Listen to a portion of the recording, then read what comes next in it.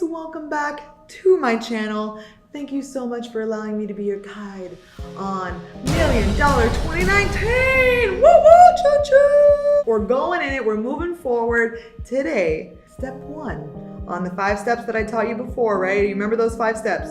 Step 1 is identifying your market. Step 2 is research, right? Researching that market, your target market's target market.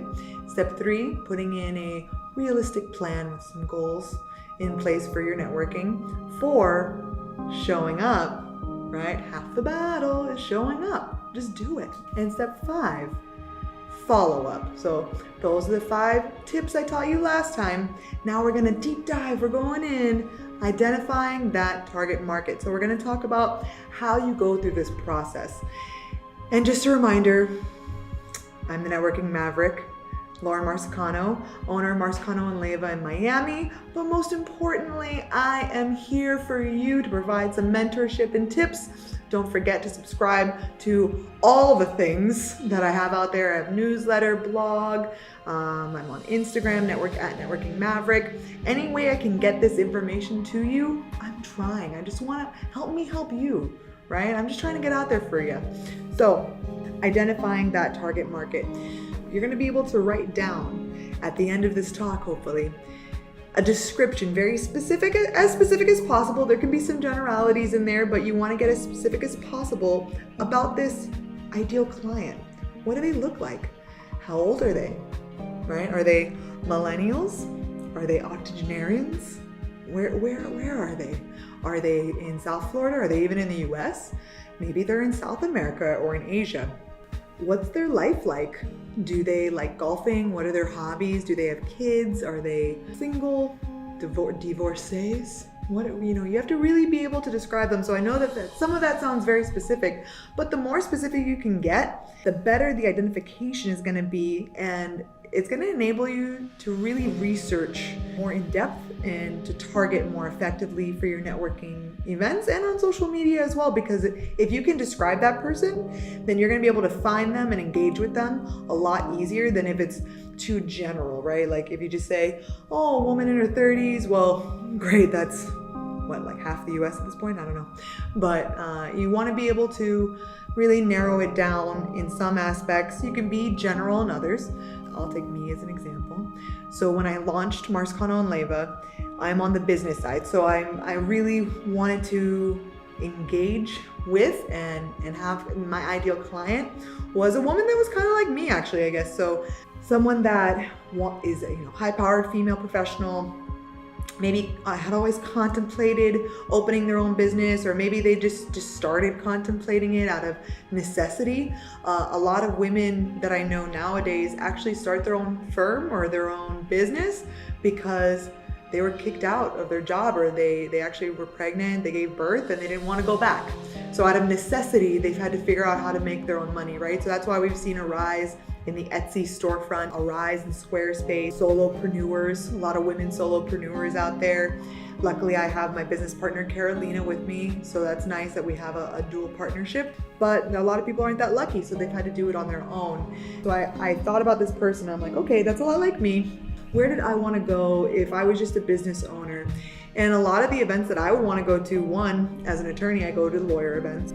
Maybe I'd want to go to Fall, Florida Association of Women's Lawyers. Maybe I'd want to go to a smaller, more intimate setting where they curate the experiences, like Escapades, which is an invite-only lawyer experience, the dinner and membership. Maybe I want to go the other route. Maybe I just want to go to a chamber event because I know that I'm targeting female business owners, right? Everyone at a chamber is somehow related to business. Maybe I want to go the complete opposite route. Maybe I want to say, who are my streams of references? Who are my referrals for these women?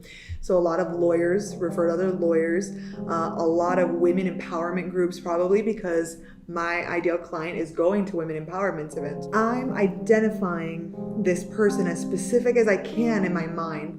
And so you need to ask yourself, who are they? Who is it that's buying your product or service? If you haven't launched yet, these might be a little harder for you to think about right now because you don't know specifically who your product or service is going to resonate. But I'm hoping you've probably done some research because you're going to target your marketing, right? You should have done some market research before launching your product or service, or at least I hope you did, right? Maybe start getting on that now if you haven't. If you've already done that, then you might already know who's going to buy your product or service. If you already have your product or service out there, it's been out there for a certain amount of time that you can review, look at that person that's buying it the most.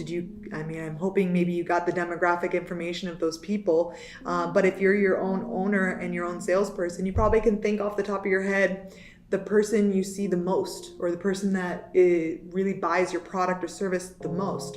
Write that person down, write those traits.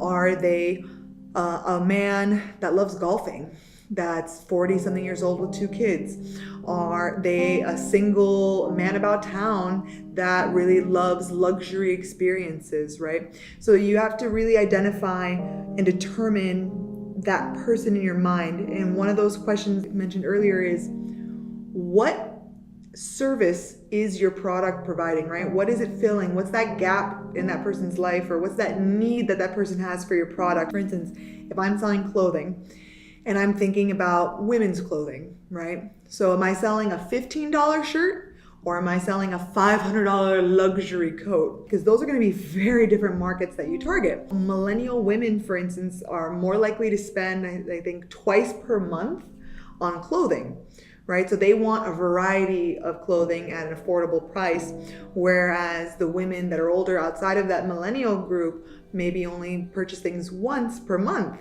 or once per lifetime. Like that $500 coat, they may be willing to invest in that because they're going to use it for a long time, whereas the millennial maybe wants a little bit more turnover, more trendy. So you really need to know, I'm not going to be targeting millennials necessarily if I'm selling this luxury item, right? I want to target a different person, and those are 2 very different people I just described. So you need to know and identify that person. What are you going to do after that? You can go into funnels. So you can even go further down and say, okay, I'm targeting millennial women that like athletics, that like volleyball, that like traveling, charity, and nonprofit organizations, and furthering the ecosystem and the environment. That's the person I'm narrowing it down. So you can have all these different buckets and funnels. You can even back out a little bit. You have identified them and described them generally, but you could say, okay, I don't think it's just going to be for that person. Maybe you have a product or service that's a little broader. Go into your funnels in each category. What age is the best? You have a range of ages: 20 to 30, 30 to 40, millennial, octogenarian. Obviously, if you sell surfboards, you're probably not going to have a large market for octogenarians, right? These older people probably aren't going to want to go surfing. Not to say that they don't. I'm just saying it's probably a much smaller pool. So you might want to target the 20 or 30-year-olds, maybe even 40-year-olds. So you need to funnel that down. Then from there, geographic region. Do you want to release it all in the US right now? Do you want it to be just in Florida or in South Florida? Maybe you've identified a niche that you really feel like it's lacking in local goods here. There's a lot of people that sell local farm products, right? The farmed goods. Farm to table. You know that chicken's name when it comes to your table, right? Like, it's had a good life. That was a niche that people saw, that people wanted, but you wouldn't necessarily be able to have the farm to table if your farm is in Florida and the table is in England. That's not going to work. So you need to know, my client, if my farm is in South Florida, is probably going to be within X geographic region from me. So you're narrowing down that funnel. If you're still having trouble with it, I know people still have trouble with it. I want to challenge you. How much research did you really do on your product then before launching? I know products are a little bit easier. Services are harder. I was talking the other day with a woman about real estate, and she was having a problem identifying her target. And I think that's because, real estate can be for many people, just like law, right? Legal services can be for many people. I could just say, I want any and all business owner.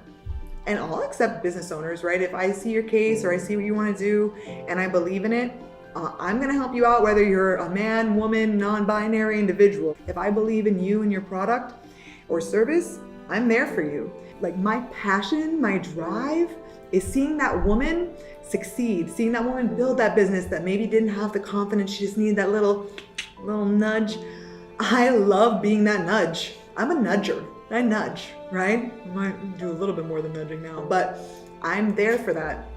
And that's what gives me life. That's what gives me passion.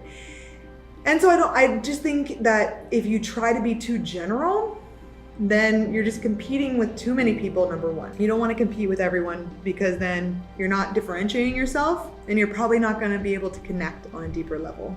They say the jack of all trades but master of none kind of thing. So I would challenge you, do you have a passion for certain people you've handled business for? So like as a real estate agent, did you really love working with those first-time home buyers? Did that give you a real sense of accomplishment, moving them from like a rental into their first home for their family and then being able to see them grow and being their agent over time? Like, does that really give you a lot of passion? Maybe you like targeting professionals out of law school or medical school to obtain the financing to have the dream home that they deserve. Really, it's very hard for them. Maybe you have a passion for that. Maybe you want to target sports individuals. Maybe you know a lot about basketball, hockey, you feel knowledgeable on that front, that you could connect with those people, that you have that commonality. So you want to target those. Maybe the rookies that are coming in to your area in Miami, you want to target them because maybe now they don't have a lot of money or resources, but they'll probably be here for a little bit and you can grow with them. You can help them find the properties that they need. So I would just challenge you, I'd throw it back at you. Have you really thought enough about who you want to target? Those are my tips for the funneling. And I think the last thing I would say is make a list of your values for your product.